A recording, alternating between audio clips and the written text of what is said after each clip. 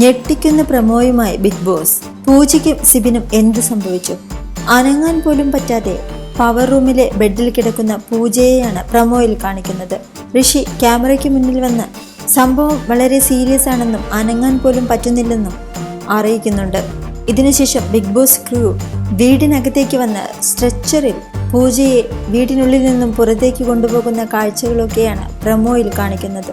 ഇതിനുശേഷം സിബിൻ പ്രധാന വാതിലിനടുത്തിരുന്ന് പൊട്ടിക്കരയുന്ന രംഗങ്ങളും കാണാം. തനിക്ക് ബിഗ് ബോസിൽ നിന്നും പുറത്തു പോകണമെന്നും അതിന് എന്ത് നടപടികൾ വേണമെങ്കിലും സ്വീകരിക്കാമെന്നും സിബിൻ കരഞ്ഞുകൊണ്ട് പറയുന്നു.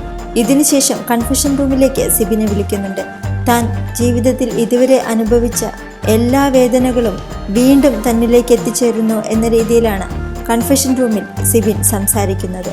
കരഞ്ഞു തളർന്ന സിബിനെയാണ് പ്രേക്ഷകർക്ക് കാണാനാവുന്നത്. ഗൗരവമേറിയ ചില കാര്യങ്ങൾ സംഭവിച്ചിട്ടുണ്ട് എന്നുള്ളത് പ്രമോയിൽ നിന്നും വ്യക്തമാണ്. സിബിൻ ബിഗ് ബോസ് ഷോയിൽ നിന്നും പിന്മാറാനുള്ള തീരുമാനമെടുക്കാൻ കാരണം വീക്കെൻഡ് എപ്പിസോഡിലെ അമിതമായ കുറ്റപ്പെടുത്തലുകളുടെ മാനസിക സംഘർഷമാണോ എന്ന് അറിയില്ല.